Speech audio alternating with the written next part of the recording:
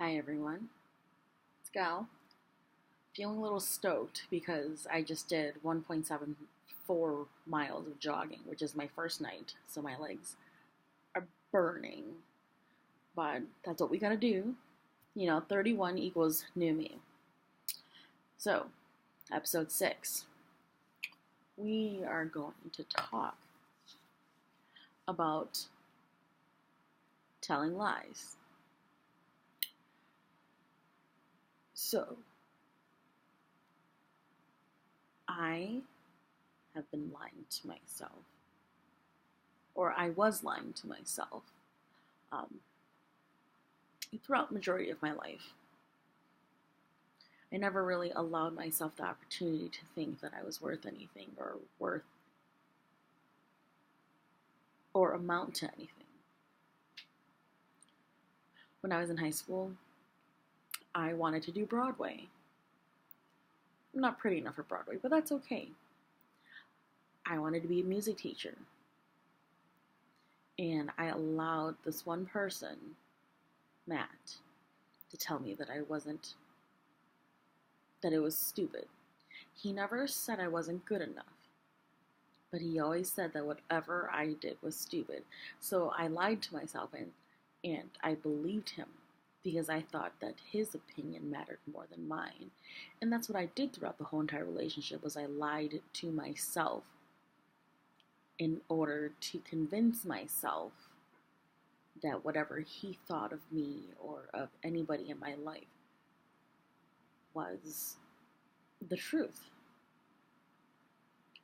Every single time he would hit me, he'd apologize and he'd go, "Well, you made me do this. I'm not doing it because I want to, but you just made me so angry. You did something, and those other girls before you, they did it. So I have to take it out on you. So you're gonna end up paying for it for the rest of your life for what everyone else did. Because girls are stupid. Girls are boy crazy. They don't know anything."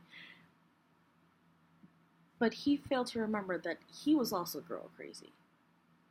And that's what teenagers are. They are crazy about whoever or whatever.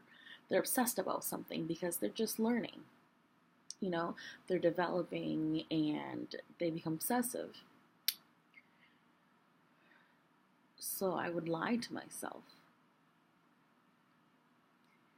And he would lie to me to get me to stay.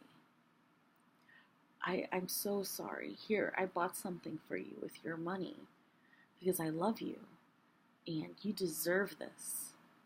And I promise that I'll work harder to be a better person to you. But you have to work with me.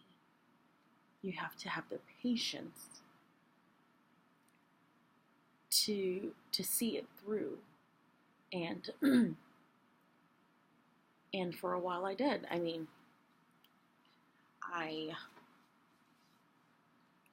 would tell myself these lies. I helped him get a job at a gas station, and it was like his first real job, and he'd never worked with money before. I remember when somebody asked him for change for a 20, he actually put in an item in the register for $20. And I'm like, "Wait, no, what are you doing? You're gonna be short." "No, no, no, I had to tell the register." I'm like, "No, you're exchanging money. You're not having an actual transaction." So when he would do that, I'd be like, "All right, it's your job. You know what you're doing. I don't know what I'm doing. I haven't been working or whatever. I'm just stupid." And next thing you know, his register was short $40. Well, yeah, because you charged somebody $40 because you thought that you needed to tell the register you were exchanging money. No, you just open the drawer and you give them, for the $20, I'm sorry, you give them two fives and a 10. You don't ring in $20. Yeah, he was always, he was always about cheating the system because he's white and he deserves it. He deserved everything because he grew up poor and a white person shouldn't grow up poor. No, you grow up with what you have and you learn to do better for yourself. You learn to you either you either look at your situation and go, this is how I grew up, so I don't want my kids to grow up, or I want to build a better life for myself, so these are the steps that I'm going to take. No, he just had the mentality of, I'm white and this is what I deserve, so I'm just going to take it. And that was it for a long time. And I really, I would lie to myself, always lying to myself. He's going to change. He loves me. He'll do it. He'll change. He'll work on trying to better himself, trying to control his anger and all that bullshit. But he didn't. He said just enough to get me to stay. And when he saw that I stayed, it was enough until the next time. Then he would say just enough to get me to stay. I mean, it's a vicious cycle over and over. I hit you. Oh, I'm sorry. Here's a present. I bought you flowers. Let's go out to eat. Let's go get this. Let's go get that. But it was always me working my ass off. Well, why can't you get a job? Well, nobody will hire me. Well, have you even tried? You're fucking 19 years old and you haven't tried to do shit with your life. Or you're not doing shit either. Well, yeah, I know. That's because I'm too busy trying to do shit for you. You have a mom. She's in the other room. But I never had the courage to say those things. I never had the courage to stand up for myself because I never thought I was worth it. So, this week is Halloween. And my daughter Sophie actually got a diary for one of her prizes. One of the games my sister did for Halloween. We threw them. So, not a lot of you know this, but I work in the pharmaceutical industry, and I have this big fear of trick-or-treating and how people are, they're putting needles and switchblades and all that shit into candy bars. And now I have a coworker whose daughter is a nurse practitioner, and now I'm hearing that they're injecting candy bars with shit. No, thank you. So this year I decided to throw my daughters and her cousins, my sister's kids, a Halloween party. It was really cool, and my daughter won a diary, a journal for Pin the Tail on Dante, who's the dog from Coco. And I was talking to Deshaun, who's my husband, and I was like, I had a diary.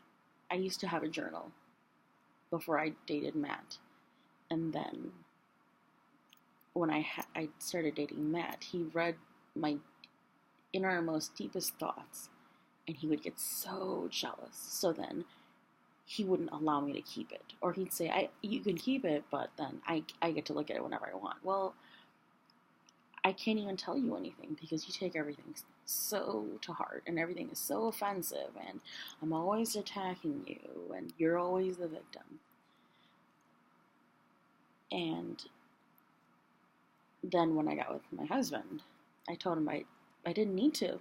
I don't need a journal anymore. I didn't need a journal because I was able to tell you everything without being judged. So my recommendation to anybody out there who feels like their thoughts aren't ready to be heard or whatever, keep a journal. Color in it, doodle in it, write in it, write poetry, write music. I don't know, you could just sit there and create little swirlies on the page. Whatever helps you cope with whatever you're going through. So that's our talk tonight. If you have any questions, please comment below, and I'll make sure to answer them, okay? Again, have a good night.